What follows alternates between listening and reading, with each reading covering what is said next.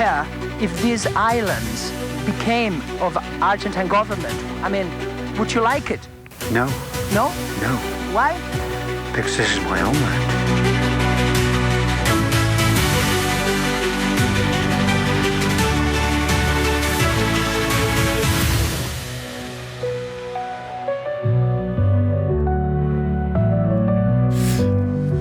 ¿Qué tal? ¿Cómo les va? Bienvenidos a otra emisión del Corresponsal. Bella noche, qué documento impactante que vamos a disfrutar hoy, que nos trae Charlie López, 2 meses antes de Malvinas, ¿no? Que son toda una revelación de lo que pasaba antes, cosa que generaciones que nacieron después de la guerra, hoy tienen 40 años, 35, no conocieron. Así que este es uno de los temas fuertes que vamos a estar compartiendo con todos ustedes en esta semana en la cual recordamos a los héroes de Malvinas, a los veteranos y a los caídos. Vamos a empezar antes con Pablo de León, ¿no? A Pablo de León ustedes lo ven y lo disfrutan todos los días aquí con Franco Mercuriali. Pablo de León se inició como productor mío y hoy está con una plenitud fenomenal. Vamos a estar hablando de lo que ha pasado políticamente esta semana en la Argentina, siempre convulsionada. Y después, por supuesto, vamos a estar haciendo referencia a este episodio, ¿no?, tremendo que sucedió, pudo haber sido trágico, en la escuela media número 4, allí en la zona de Ingeniero Mashuit, con estos 4 chicos que planeaban literalmente una masacre. El desafío que representa esto en cuanto a la educación de los adolescentes. Temas que hoy vamos a estar compartiendo con todos ustedes aquí en El Corresponsal. Y por supuesto, lo vamos a empezar con esto, con la evaluación y demás de lo que pasó esta semana. La ciudad de Buenos Aires es un escenario también extremadamente fragmentado. Él no quedó bien después de haber perdido esa interna. Sintiéndose que ya era presidente, perdió una interna con alguien que él siente que es muy inferior intelectualmente. Él perdió con Alberto Fernández, el peor presidente de la historia de Argentina. Moreno está trabajando para Milei, ¿entendés? Porque se dedica más a criticarnos a nosotros que criticarlo a Milei o a Jorge Macri. Eso es evidente. Ayudar a que exista unidad para enfrentar al representante del maligno en la tierra, que es Javier Milei. El representante del maligno en la tierra es un montón. Mentira, el representante del maligno en la tierra se llama Mauricio Macri, pero no importa. Esta chica Silvia, que la ven ahí, agarra la palabra y todo el mundo tiembla, ¿viste? Por eso digo, Poi, Santoro y Adorni, por favor, prepárense. Bueno, muy bien, esto es realidad, aunque suene lo que sea. Pablo, ¿cómo estás? ¿Qué tal, Nelson? Un placer. Bien, ¡Feliz cumpleaños! No, gracias. Feliz cumpleaños, un honor. El día del cumpleaños de Nelson, estar con él es un honor. Muy amable. Les muestro esto para que lo pongan en contexto, ¿no? Este es el libro que acaba de escribir Pablo, el príncipe de toda la biografía de Miguel Ángel Pichetto, así que esto le da autoridad plena para hablar de lo que vamos a estar hablando hoy. No dejen de leerlo porque es el reflejo de un hombre clave que resume la actividad y la realidad política de la Argentina. A ver, ¿por dónde empezamos? La campaña. La campaña en la ciudad. La campaña en la ciudad. ¿Quién fue el primero que habló? ¿Silvia Los Penato, la primera candidata? No, Mauricio Macri. ¿Quién cerró el acto ese que usted mostraba recién? Mauricio Macri. ¿Qué significa? Que Mauricio Macri está en escena completa y está en una pelea con Milei. Yo debo decir, y esto en todo caso lo podemos charlar, Nelson, me parece que la empieza son los Milei, que van a por Macri. Porque, ¿por qué no van juntos en la Ciudad de Buenos Aires y sí van a ir juntos supuestamente en la provincia de Buenos Aires? ¿Y por qué no van? Porque me parece que Milei, fundamentalmente con Karina Milei y Santiago Caputo a la cabeza, quieren hacer lo que hizo Kirchner con Duhalde. Creen que es el momento en el cual tienen que terminar con el padre. Porque Macri decía, yo voy a manejar esto, a empresarios, algunos decían, quédese tranquilo, yo a Javier lo controlo.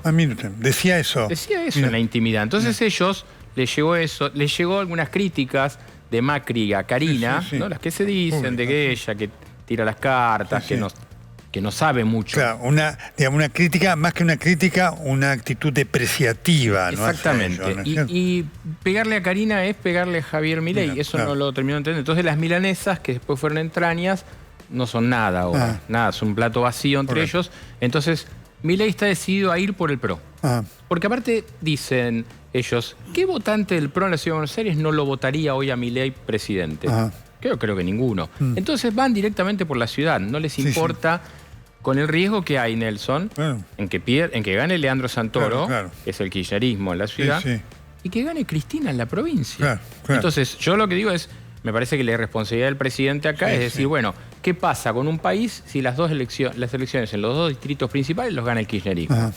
¿Qué país hay después? Claro. Es importante eso en cuanto a la lectura política que tiene, ¿no es cierto? Más allá del cargo que ocupe Cristina. ¿Cristina va a ser candidata? Cristina va a ser candidata.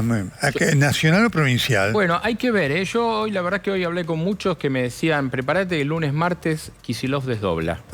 Porque como se dice en política, entre Kicillof y los Kirchner está todo roto. Todo roto, no hay puentes, no hay diálogo, hay enojo. Y Massa, que juega, que hoy tuiteó a que él es un intermedio, Massa está jugando con Cristina. Entonces Kicillof se dio cuenta que le están haciendo el 1-2 y que lo están dejando solo. Entonces él ve que si él no rompe, desdoblando la elección, es Alberto Fernández o Scioli, no tiene otro destino. No tiene otro destino. Totalmente. Cristina como candidata a diputada provincial. A mí me cuesta verla, ¿no? A ella que dice... Qué minusvalía. Presidenta 2 veces. Pero en fin, eso pasa en la Argentina, ¿no? Bueno, fue presidenta, después fue vicepresidenta, ¿no? Pero esto, como lo de Macri, marca la debilidad de ellos dos. Ellos dos están jugando la escena totalmente. En espejo, ¿no? Exactamente. Qué trayectoria en espejo, ¿no? Fíjese, Macri cerrando los actos y hablando por radio, haciendo la campaña en la ciudad como si fuera él el candidato. Cristina diciendo, yo si hace falta soy legisladora provincial. Legisladora provincial, ella, que cree que le habla al pueblo y no a la gente, a los seres humanos, sino al pueblo en su conjunto. Entonces habla de la debilidad, ella no tuvo herederos. Y Macri tampoco lo tiene, porque ni siquiera con su primo Jorge Macri, que hoy es el jefe de gobierno, ha tenido una actitud así de decir, bueno, ahora es tu turno y no el mío.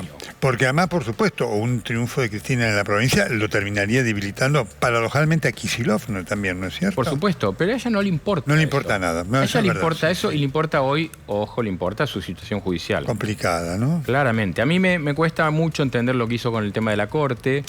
Me parece que la situación de esta corte de 3 a ella no le sirve. Ella por ahí le servía un lijo medio intermedio. ¿Hubo negociación por Cristina? Porque Milei tuiteó para los que decían que había negociación, esto, aquello, demás. No hubo, ¿vieron? Pero hubo, claro que hubo. Lo que pasa es que se abortó, pasaron cosas en el medio que a los dos lo rompieron y los dos lo molestaron. Hoy Cristina se siente cómoda en el Che Milei, en el estilo arrabalero, de hablarle así. Bueno, ella es ordinaria por naturaleza, así que mucho no le cuesta. Mal hablada, ella reconoce que es mal hablada. Y ella ordinaria, las dos cosas. Las dos cosas, esas características, así que quédate tranquilo que la conozco muy bien. Así no le cuesta nada fingir es lo que le sale, ¿no? Nelson arrancaba, la infidencia del programa diciendo que yo fui productor. Cuando yo era productor de su programa de cable, el Juego Limpio, por ejemplo, y otro previo.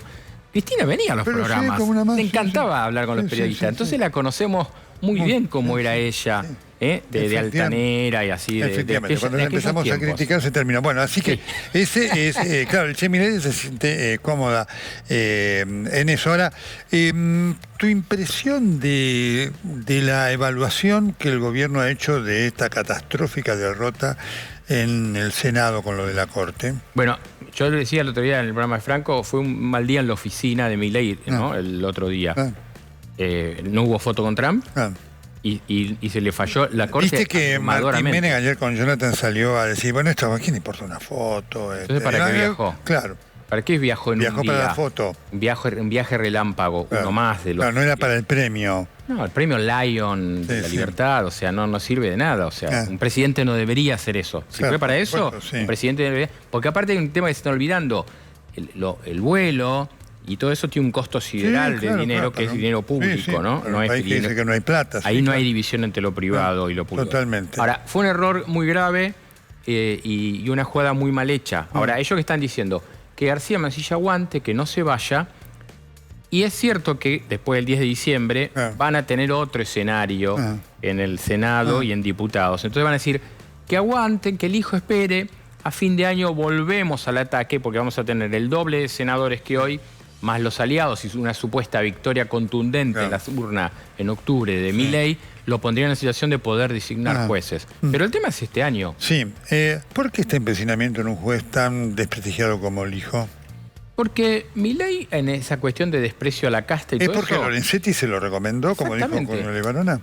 La gente se habla mucho, y por ahí el que no lo sigue, nosotros del Triángulo de Hierro, o sea, son Javier, Carina, Milei, Santiago Caputo y Adorni anda dando vueltas, Toto Caputo anda dando vueltas, Sturzenegger, pero no salen de ahí, o sea, son gente que no tiene mucha relación, que se encierran en Olivos los fines de semana. El presidente está con muy poca gente en términos políticos.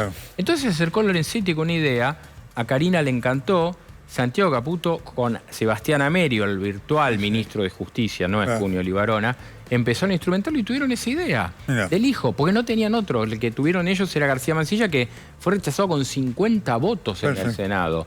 Entonces no tenían una opción, pero el hijo era la más casta de todos, de todos los jueces posibles. ¿Cómo está Kicillof? Kicillof está viendo cómo rompe un lazo. Ahí hay un tema de relaciones personales, ¿no? Él siempre la tuvo como su referencia. Sí, claro. Pero también él pensó que era el momento en el cual, como en El Padrino 3, Michael Corleone... Había buscado referencias mejores. Kicillof, que tampoco es tampoco. Y pero Kicillof eso es habla eso. de él, ¿no? Kicillof es eso. No es otra cosa. Sí, claro. Kicillof fue, en esto tiene razón Cristina, o sea, fue ministro de Economía gracias a ella, fue diputado gracias a ella y fue gobernador porque ella es verdad eso. Bueno, entonces, hoy está roto, él ve que ella elige al hijo, que le falta para política, le falta, no puede ser un dirigente público porque no habla, porque no tiene roce social siquiera. Entonces, él ve que lo están atacando y que se sumó más ese ataque. Entonces, él, ¿qué va a hacer? Yo insisto en que lunes, martes está muy fuerte la idea de que él desdobla directamente. Y esto implicaría una situación histórica. Sería, si hace eso, va a ser el único que se le animó a Cristina. Mira vos, el que se sacó fue Juan Grabois. ¿Lo vemos un fragmento? Sí, a ver. Claro. ¿Cómo se puede resolver eso en una interna? ¿Puede ser una suerte de 2017 esto? Que Cristina se enfrentó en esas elecciones a Randazzo y a Massa y perdió, pero terminó siendo la jefa del peronismo. La verdad que es una locura japonesa, porque ni Randazzo ni Massa fueron inventos de Cristina. Y Axel tiene que asumir que él fue un invento de Cristina. Ahora, él puede desarrollar su propia personalidad. No tiene por qué ser un subordinado de Cristina. No tiene por qué ser un sumiso de Cristina. Pero si Axel no entiende que Cristina lo agarró de un centro de estudiantes, lo puso de director, secretario, viceministro, ministro, gobernador y de nuevo gobernador. Es medio gracioso que Grabois hable de sumiso porque él es un para ponerle un sumiso. Término, digamos. Pero Grabois es un sumiso de Cristina. Obvio, sí. Cuando fue la interna de la elección anterior, que Massa era el candidato, Grabois también fue candidato, porque Cristina le ordenó que fuera candidato para condicionarlo de alguna manera a Massa, esos juegos que hace ella, ¿no? Y decir, bueno, agarramos voto por izquierda y de paso lo condiciona un poquito. Así que no puede decir eso, porque Kicillof, o sea, Grabois no es nadie si no hubiera sido por las visitas de él a Instituto Patria a hablar con Máximo y con Cristina. Ahora, Kicillof tiene que definir su futuro. Si va a ser Alberto Fernández, una cuestión de que lo pongan... No porque sea bueno para él, ¿no? No, pero para que sea un títere, un maltratado. Ya él no tiene, a mí me parece que ya no tiene chance, por lo menos los intendentes con los que uno habla, dicen ya no tiene retorno. Es como que no hay... si vuelve con Cristina y arregla, lo van a hacer puré. Lo van a hacer puré. Entonces... se tiene que revelar. Ahora hay que ver, ¿no? Porque el tema de ese, el animémonos y vayan. Él dice, bueno, listo, lunes, martes, desdoble las elecciones. ¿Quién viene? ¿Va a mirar para atrás? Sí, claro. Y hay que ver quiénes se animan, ¿eh? Muy bien, claro. Seguimos con muestras de cariño, ¿no? Al margen de esta de Grabois hacia Kicillof y demás. Ahora toca la pareja, sí, porque la vamos a tratar así como si fuera algo romántico, ¿sí? La pareja, esto es para los Pimpinela, ¿no? Así que con la valoración del dúo Pimpinela. La pareja Rodríguez Larreta Macri, por favor. Siempre he tenido propuestas, tengo sueños. Lo que huele mal es quebrarse a una candidatura tan funcional al kirchnerismo, ¿no? Porque finalmente el adversario, Carina Milei se confunde, el adversario no es el PRO, el adversario sigue siendo el kirchnerismo que descree de todos los valores que predicamos. Y lamentablemente es todo por un tema personal de él, porque él no quedó bien después de haber perdido esa interna. Él no sé que era presidente, perdió una interna con alguien que él siente que es muy inferior intelectualmente. Todo eso te genera una frustración que, bueno, después te cuesta pensar bien. Gobernando bien se acaban los fantasmas, no hay especulaciones, no importa el armado político, quién va con quién, no sé qué. Aquí hay que gobernar bien, esa es la manera de ganar las elecciones. O sea, en vez de enojarse, en vez de agredirme, que trabajen que trabajen, que pongan la ciudad como estaba, que vuelva a relucir Buenos Aires. Y además esta interpretación donde lo escucho a Macri que pareciera un psicólogo, ¿no? Yo pensé que era un ingeniero, pero se pone a agredir interpretando psicológicamente, pensar que uno puede estar afectado por perder una elección. Él perdió con Alberto Fernández, el peor presidente de la historia de la Argentina. Un cariño enorme, realmente. Además, uno lo escucha a Rodríguez Larreta y él se cree que su gobierno de la ciudad la transformó esto, no sé, en metrópolis galáctica, No. ya, al margen del desastre de esta gestión de Jorge Macri, ¿no? A ver, el último año y pico de gestión de Larreta fue malísimo porque él estaba abocado a su candidatura presidencial, Sí, sí, o sea, sí. no es distinta la gestión ahora que el último año de Larreta, o sea, no hay discusión.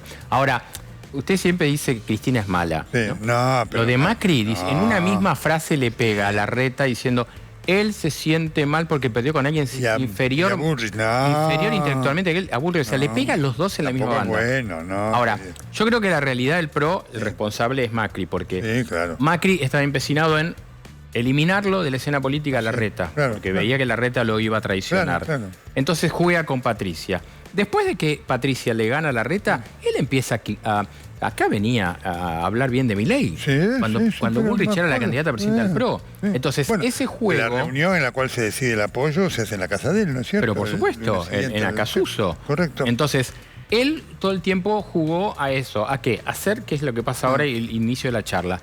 ¿A qué él era el poder? Acá lo que se está discutiendo es poder. Entonces, Cristina dice, yo sigo siendo poder. Y también, si no sigo teniendo poder, me meten presa. Y Macri dice, acá el poder soy yo y vamos con todo contra Milei. A mí me parece que lo de la ciudad es muy difícil porque el PRO corre el riesgo de salir primero, salir segundo o salir tercero. O desaparecer. Por eso, salir tercero es desaparecer, es perder. Con Santoro, con Adorni, que es una persona que comunica, chistoso, y después salir tercero para el PRO sería el inicio de un proceso muy difícil de entender. Adorni lo mandaron a la C. Después de la campaña esta, gane, pierda lo que fuere, no habla más nadie de él, ¿no es cierto? ¿Quién lo va a reemplazar?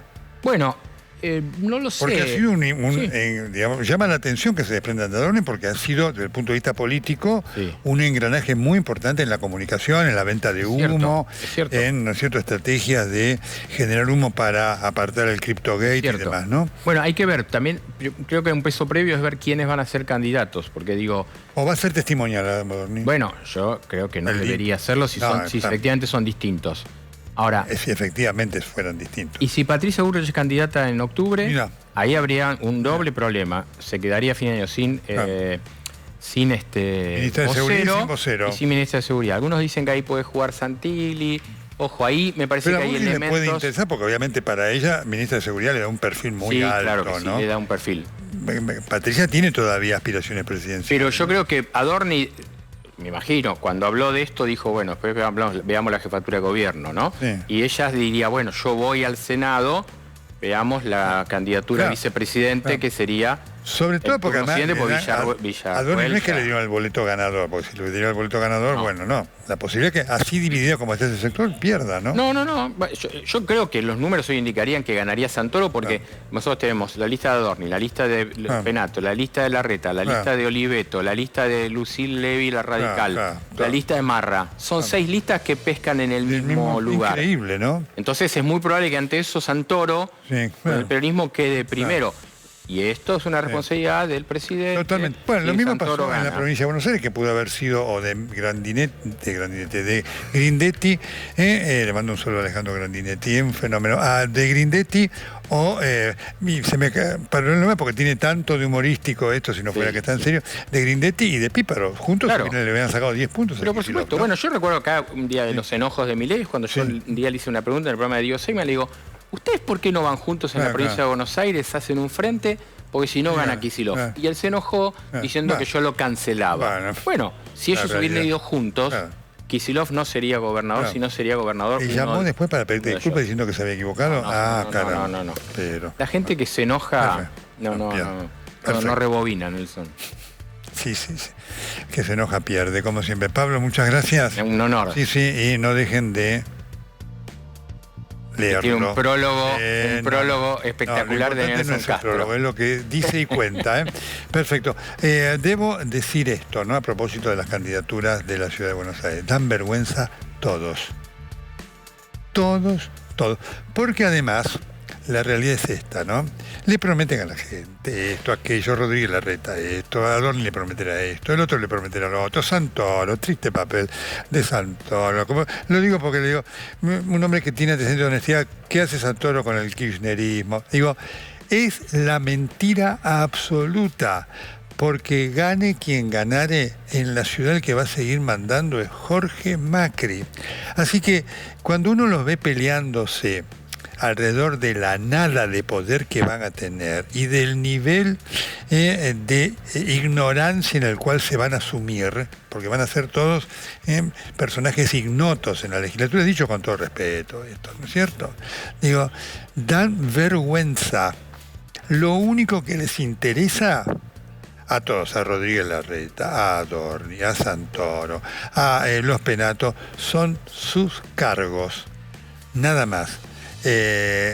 La gente, bien, gracias. Gracias, Pablo. Placer.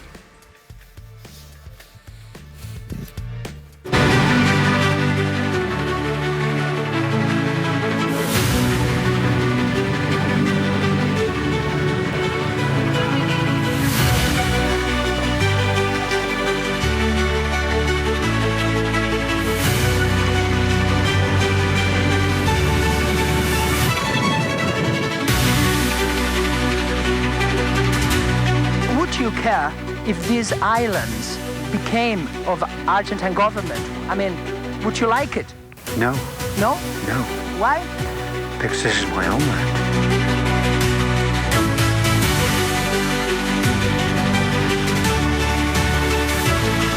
Impresionante testimonio, Charlie López. ¿Cómo estás? Muy bien, muchas gracias por la Esto invitación. fue febrero de febrero de 2002. Esto fue en febrero de 1982. Ay, 2002, mira que digo, 1982. Me quedé Febrero, los 40 años, 10 de febrero, casi seguro. Mirá vos, así que poquito más de 2 meses antes. ¿Qué estabas haciendo allí? Yo siempre sentí desde chico que las Malvinas eran un poquito más que un pedacito de papel en un mapa. Ajá. Lo tenía en el corazón el tema. Yeah. Entonces me enteré, siendo muy joven, recién casado, que había un crucero, no lo sabía, que iba a Ushuaia y luego de vuelta paraba en las Malvinas. Y decidí que lo tenía que hacer. Yo no es que no quisiera ir a Ushuaia, porque de hecho fui varias veces luego, pero quería pisar las Malvinas. Quería ver qué se sentía al pisar ese pedazo de suelo que es nuestro, pero que no hemos podido disfrutar. ¿Imaginabas que iba a pasar lo que pasó después cuando fuiste ahí?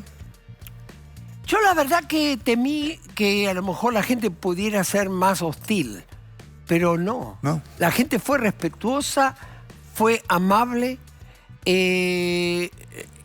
hasta diría, digamos, ante una incursión mía, porque vamos a decir cómo eran las cosas.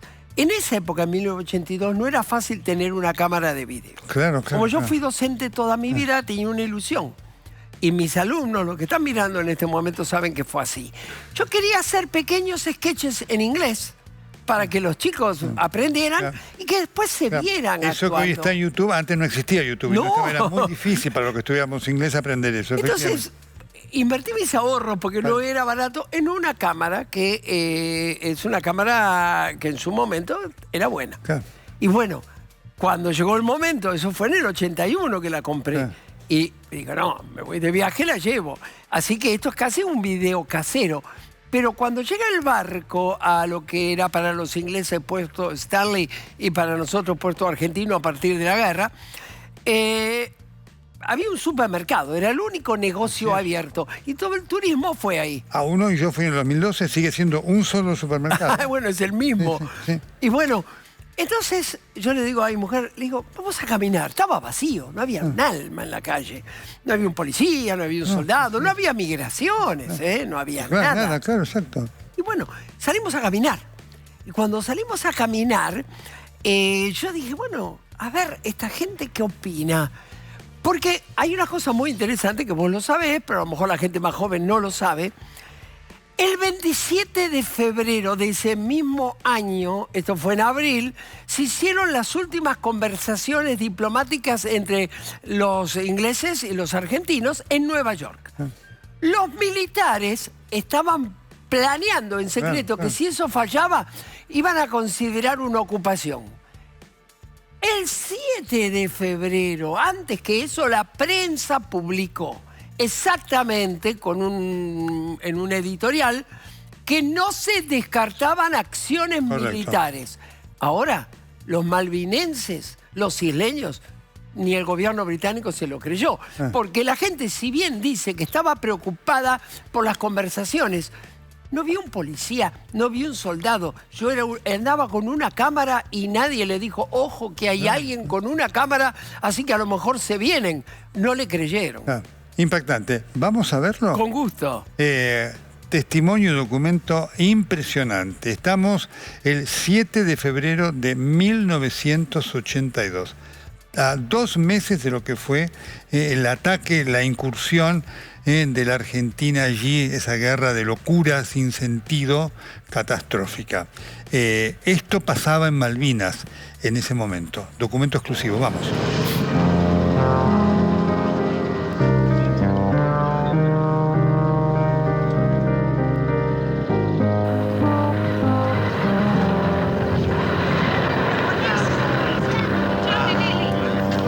May I ask you an indiscreet question? I mean, would you like to become an Argentine?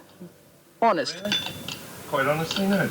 Are people really dependent on the conversations between Argentina and England, between the, you know, the possession of the islands, or people don't care at all? Oh, I think they do, yeah. They do? Yeah. Would you leave the islands if they came under the possession of Argentina? Yeah. Would you? Certainly would. Would you care if these islands became of Argentine government? I mean, would you like it? No. No? No. Why? Because this is my homeland. You want to continue being English? Yes. Your idea is to go to speak to the Falkland Island Committee. No. My idea is your opinion, only your opinion. I mean, would you leave the islands if these islands became Argentine? Yes, I would. You would leave? Yes. To England? Yes. Well, never having lived under the Argentine flag and being a Britisher, I prefer to stay as I am because we have a well-established society here, well-run.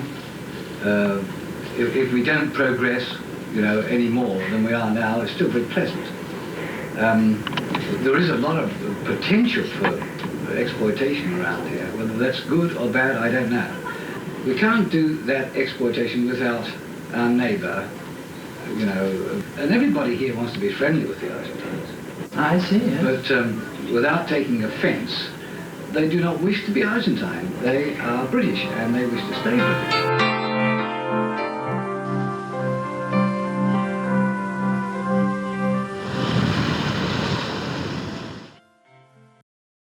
Realmente impresionante, ¿no?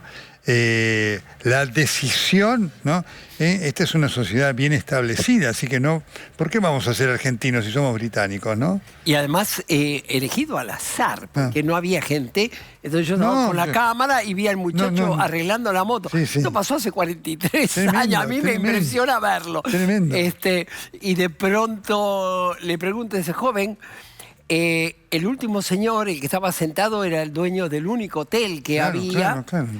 Y fue muy interesante porque el señor que nos lleva en el Land Rover fue así. Íbamos caminando, una parejita muy joven, nosotros, mi esposa y yo, y un señor mayor sale a la puerta y 80 años creo que dijo que tenía, y dice, ¿les gustaría tomar el té conmigo? Mira. ¿Cómo le iba a decir que no? Claro, yo quería entrar a alguna de esas casas. Un amor el hombre, se sentó ahí, preparó el té. Y mi esposa en ese momento le dice, ¿hay pingüinos acá? Y él como si fuera la nieta le habló, porque yo vi el gesto, dice, ¿Would you like to see penguins? ¿Le gustaría ver pingüinos? Sí, dijo ella. Ahí están los... Ah, no, acá están en otra pantalla, Sí, claro. sí, sí, Dice, sí. ¿le gustaría ver pingüinos? Bueno, fue ahí atrás y como... Son los pingüinos que filmó Charlie, ¿eh? Sí, esos son los pingüinos. No entrevisté pingüinos porque no hubo oportunidad. Pero el tema fue el siguiente. Sacó un Land Rover que está acá, lo tenemos, el Land Rover. Impresionante. Y bueno, y empezamos a andar.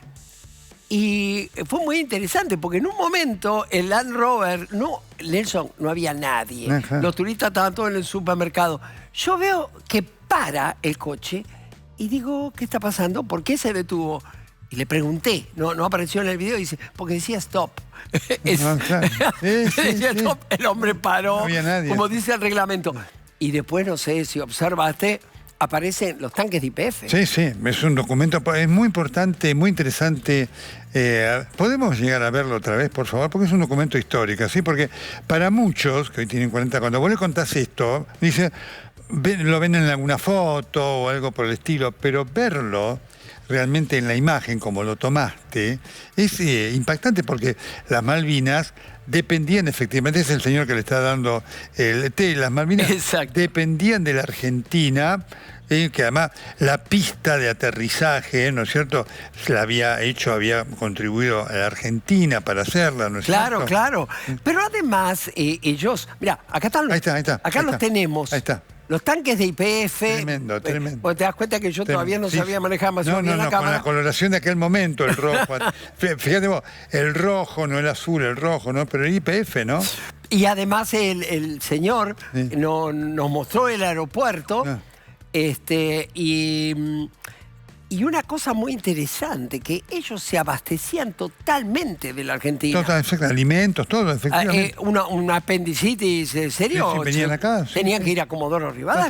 Totalmente. O sea, venían a hacer compras a la Argentina. Efectivamente. Pero ellos, hay una parte que en este video no apareció, donde el dueño del hotel dice, primero, voy a decir literal las palabras, dijo, primero pongan su casa en orden. Claro.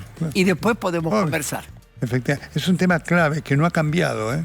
No cambió. No ha cambiado, ¿eh? Realmente muy impactante esto que tuviste guardado durante 43 años. 43 años diciendo esto. Lo vio mi familia, nada más. ¿Por qué lo quisiste mostrar recién ahora? Porque La además verdad, hay un crudo, esto es una síntesis, ¿no? Sí, hay un crudo más grande. Es una muy buena pregunta. Te voy a decir la verdad. El año pasado tuve la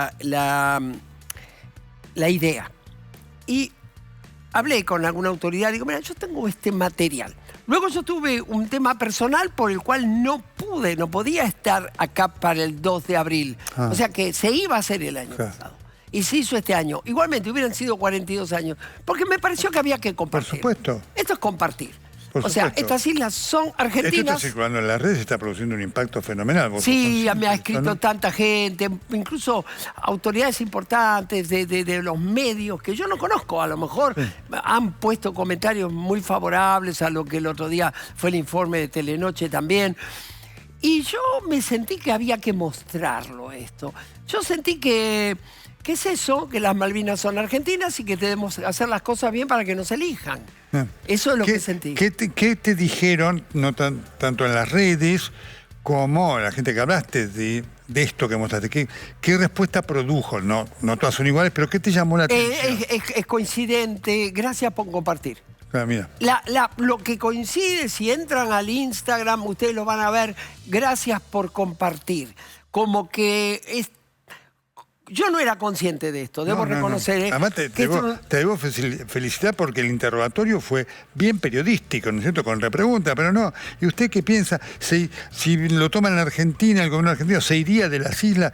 La respuesta que te da, no quiero porque esta es mi tierra. Claro, responde, lo ¿no? digo, esta es mi propia tierra, literal. This is my own land, dice el hombre.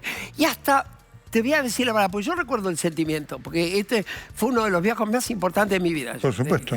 Y el sentimiento fue que yo lo estaba como que acorralando demasiado a un hombre mayor que había vivido ahí y no entendía por qué tenía que haber una guerra. Eso está muy presente Charlie. Por eso digo, y ahora voy a hacer una reflexión de la dirigencia política, el día que conocieran esto, ¿no? Y que va más allá de esto de la autodeterminación, esto y demás, ¿no? Que esto fue el error que cometieron los militares, ¿no? Ante tanto, de ver lo que es la vivencia de ellos.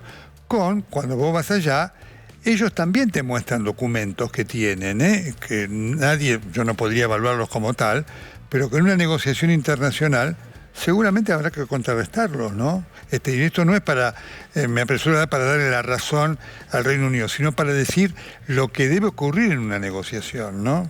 Y yo lo que no sentía es ningún tipo de agresión, No, claro, para nada. La gente era cordial, pero había aparecido un señor que era de los vecinos, viste que habla de los vecinos, que somos nosotros, con una cámara y haciendo preguntas, ¿cómo las podemos decir? Preguntas que intimidaban un poquito, justo en el momento en que había conversaciones. Y yo te quiero contar que en 2 años después yo fui a hacer un curso por mi profesión de profesor de inglés a Inglaterra.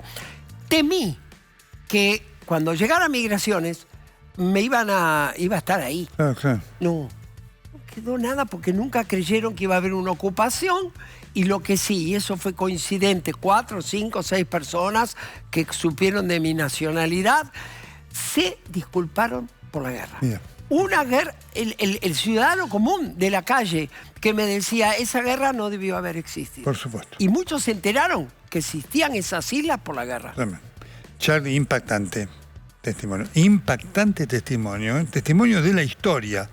Que tenés que difundirlo todo, porque son 40 minutos de a lo gran mejor valor. en algún momento, con tiempo, Dios dirá, tal vez el año que viene, podemos hacer algo un poquito más completo, porque creo que vale la pena. El público está respondiendo a esto. Quiero compartir, y no para generar ninguna comparación con este material fenomenal de Charlie López. Yo estuve allí en el año 2012.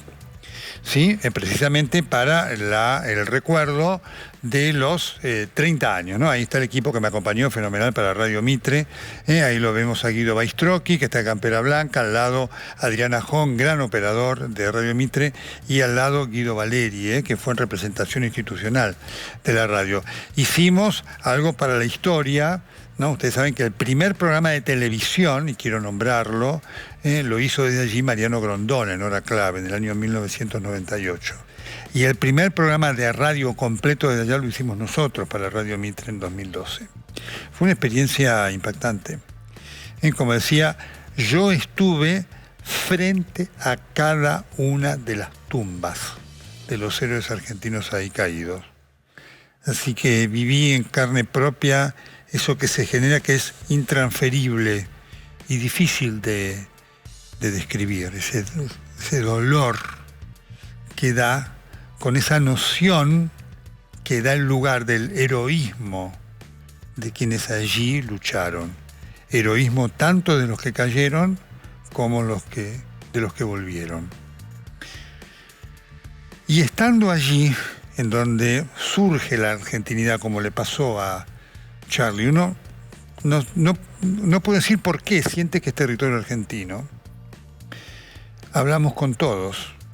Y así como Charlie había encontrado en aquel momento gentileza, educación, afecto, apertura, hoy eso no está más. Hoy lo que hay es realmente un sentimiento de odio hacia el argentino, porque el dolor que produjo eso fue muchísimo. Ahora, cuando escucho a los dirigentes argentinos de cada uno de los gobiernos democráticos de estos 40 años, y cuando los veo usar Malvinas para un tema electoral, que fue el motivo que originó la guerra, a la Junta lo que le interesaba de las Malvinas es ver si, conquistando las Malvinas, recuperándolas para utilizar la palabra correcta, podían ellos quedarse en el poder absolutamente para siempre.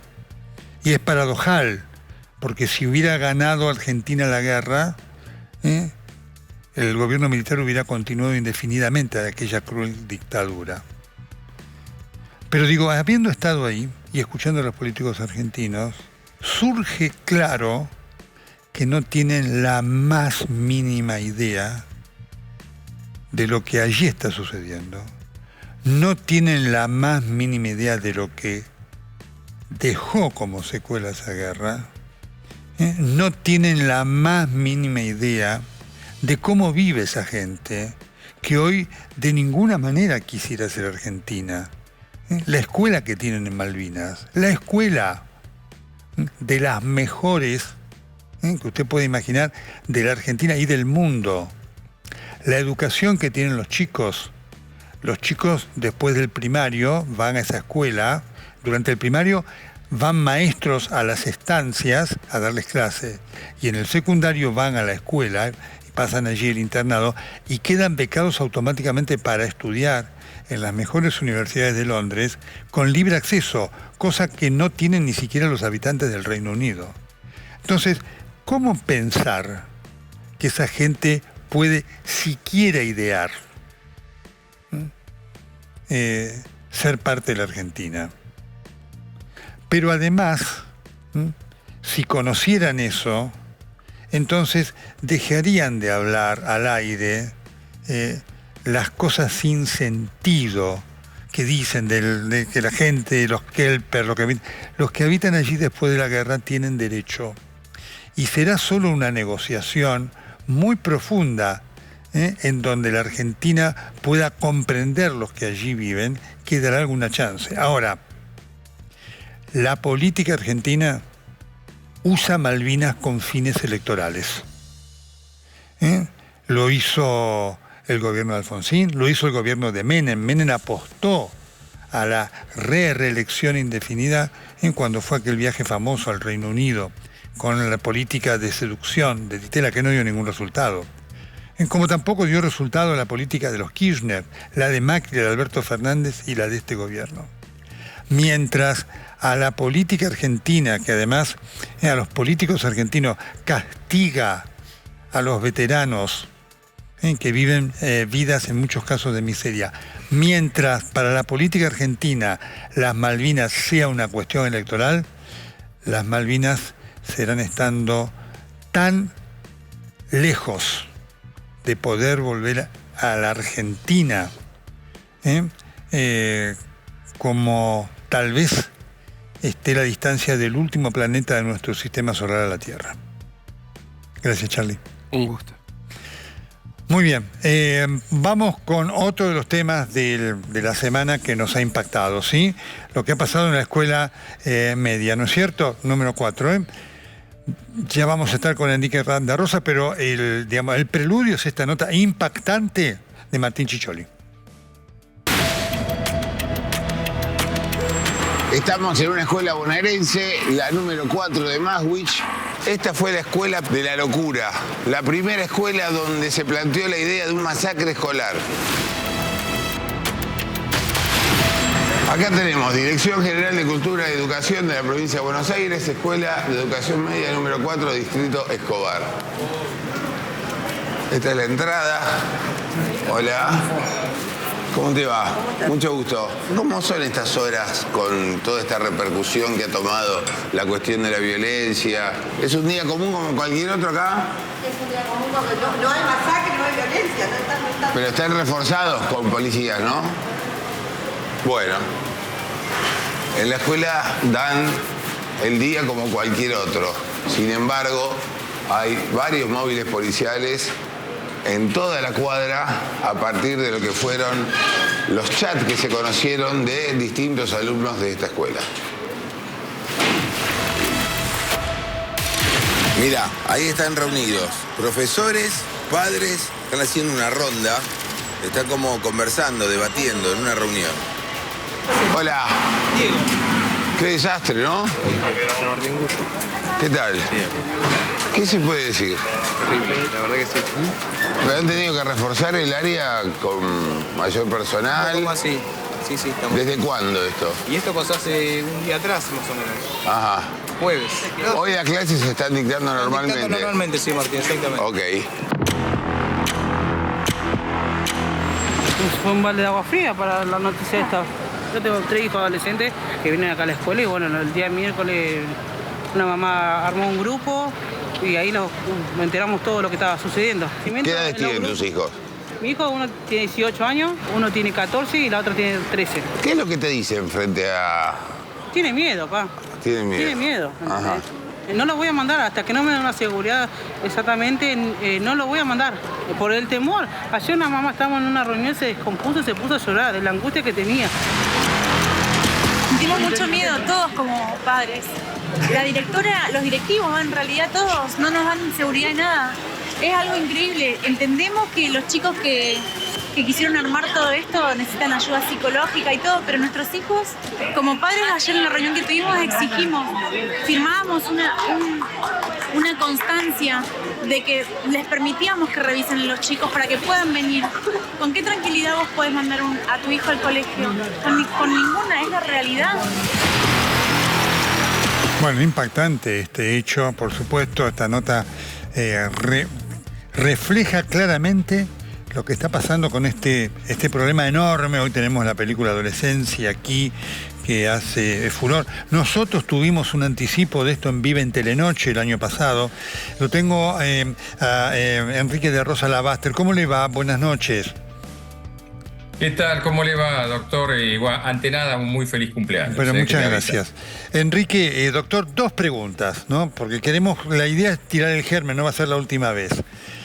Primero, ¿estamos frente a un episodio aislado o algo que como tendencia se expande, sea por estos hechos, una masacre, u otros hechos de violencia fogoneados a través de las redes por los chicos? Mire, doctor, el tema hace muchísimos años se habla de una pirámide de Galtung, de la pirámide de la violencia, en la cual la violencia que uno ve emerger, es decir, aquella que ve, sobre todo en un tejido social, tiene una base estructural y una base cultural. ¿Qué quiere decir esto? ¿Cómo está construida una sociedad? ¿Cómo está estructurada una sociedad? ¿Qué elementos tienen? ¿Qué pasa con los medios? ¿Qué pasa con la seguridad? ¿Qué pasa con...? Y por otro lado, una base cultural. ¿Qué pasa con la cultura? ¿Y qué es la cultura? Es lo que esos chicos reciben, no solamente de la sociedad, no solamente de su familia, sino que también de hoy el mundo de la virtualidad. Entonces, esto es un emergente, como usted bien dijo, que uno puede, o la gente, uno escucha, puede ir desde la banalización hasta la dramatización, pero en realidad el hecho no tiene que haber ocurrido una matanza para que digamos que ya ocurrió. El hecho en sí mismo ya ocurrió al emerger de esta manera. Y nos habla también de una violencia en que está globalizada. De la misma manera que está globalizado todo, está globalizado esto. Claro. Ahora, doctor, dos aspectos aquí. Primero, ¿qué hacen los padres frente a esto? ¿Cuál es el nivel de preparación hoy de los padres para esta nueva realidad cultural? Usted lo define muy bien, ¿qué está sucediendo? A ver, usted mencionó la serie esta Adolescencia. Yo estaba publicando una serie de artículos sobre esto en diarios y demás respecto a la serie, en la cual algo que impactó a la gente es que hay un problema básicamente de comunicación. En esa serie se habla de los famosos incel, los célibes involuntarios, que en el Reino Unido, en Estados Unidos y demás, generaron muchos hechos de violencia más típicos de esa cultura, que eran la violencia que ahora la vemos como está acá. Es decir, esta chica dice, bueno, tenemos que matarlos de esta manera, tenemos que utilizar tantas armas, disparen sobre objetivos. Y me comentaba un chico, me dice, claro, esto es la lógica de un juego. Lo mencionó, no sé si era Fortnite o Counter-Strike o cuál, pero es en la cual los padres lo que tenemos que hacer, yo no tengo hijos más grandes, pero los padres lo que tenemos que hacer es comunicarnos, establecer y hasta entender que todo lo que sabíamos de alguna manera hay que reaprenderlo. Es decir, el proceso de educación es constante. Claro. Ahora, eso, doctor, dos preguntas. Primero, ¿qué genera en cuanto a conducta del padre con el celular? ¿Debe verlo, no debe verlo? ¿Cómo manejar ese tema? Porque el celular es el canalizador, ¿no es cierto?, de ese fenómeno, ¿no? Sí, por de pronto ya hay estudios, usted como neurólogo le va a interesar, hay estudios interesantísimos sobre deterioro cognitivo y uso del celular, inclusive en personas jóvenes. Sí. Muy interesantes, inclusive correlacionados con neuroimágenes. Así que la limitación de tiempo de celular, la limitación de esa pérdida de contacto con el mundo de lo real, porque si bien no estamos hablando de estructuras psicóticas, sí estamos hablando de estructuras que empiezan a alejarse de la realidad, en el cual la narrativa virtual empieza a superponerse con la narrativa de lo real. El ejemplo, esta chica dice, vamos a hacer esto, vamos a hacer el otro. Posiblemente esté contando, alguien me decía, no, es solamente un delirio, no es solamente una broma. No importa, esa narrativa está instalada. Claro. Y está instalada desde lo virtual, y el pasaje de la fantasía a la realidad es nada más que eso, es un ligero pasaje. La última pregunta, doctor. ¿Cuál es la preparación que hoy tiene o que debería tener un docente hoy para enfrentar esto, ¿no? Porque nosotros a veces somos críticos de lo que hace la escuela, ¿no? Pero ¿un docente está preparado hoy día para esto? No solamente no están preparados, como usted menciona la serie, los padres, no estamos preparados, no están preparados, no está preparado el personal de salud, no están preparados los docentes, y no por culpa de ellos. La sociedad, no nos hemos dado cuenta lo rápido que ha avanzado en ciertas áreas, y como toda herramienta, en realidad tiene sus aspectos buenos. Vamos a buscar la herramienta más común, un cuchillo, pero el mismo cuchillo que sirve para sanar, un bisturí, sirve para matar. Correcto. La virtualidad sirve para cosas fenomenales, pero también sirve para cosas terribles. La cantidad de delitos relacionados con el mundo de lo virtual, hoy casi todos los delitos pasan por lo virtual. Entonces hay que capacitarse, hay que estar más atento, y tenemos que dedicarle, aunque parezca una barbaridad, pero tenemos que darle más tiempo a la formación, a la cultura de todo el tejido social. Doctor de la Rosa, impecable y claro como siempre. Muchísimas gracias por haber compartido esta noche con nosotros. No, muchísimas gracias a usted, que tenga muy buen hasta cada final momento. de día. Estamos en El Corresponsal, no se vayan que tenemos más para compartir.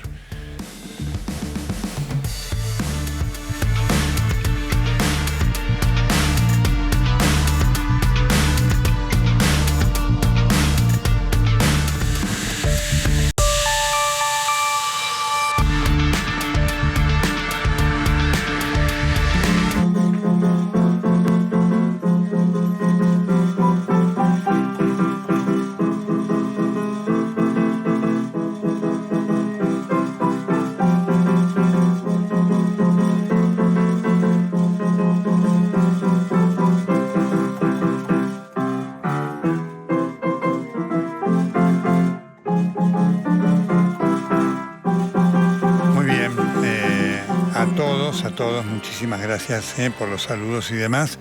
Y como humilde muestra de agradecimiento a tanto cariño, esto, que hoy compartí con oyentes de Radio Redave y televidentes aquí en TN. A todos, gracias. Y por supuesto, ustedes ya saben, ¿no? Que después de nosotros... Bueno, Nelson, hola. Acá estoy esperando el remis. Yo le dije a tu producción que a mí me iba a alcanzar la guita para llegar justo hasta el edificio del Ministerio de Bienestar Social. Acá funciona Bienestar Social, ¿no? Se quedó de Entonces, pie. No. le dije, llego hasta ahí con el remis, me bajo y espero que ustedes me manden el otro, que lo iba a pagar el canal. ¿Y qué pasó? ¿No me lo mandaron? Bueno, ahora voy a averiguar con producción. Voy a preguntar a la producción, lo estábamos esperando, claro. No, ya te voy a dar la plata, amigo. No, me están haciendo preguntas acá unos compañeros. ¿En serio? Ya te voy a dar... Nelson, si me podés mandar el remis, no sé. Ya se terminó tu programa, invítame a comer, aunque sea. ¡Qué bárbaro! Bueno. Todo suyo. Quédese mirando la reírnos Tarico. todo, Quédese mirando la Tarico. Chau. Esto fue El Corresponsal. Gracias a todos. Sigan en Tele, todos nosotros trabajando para todos ustedes.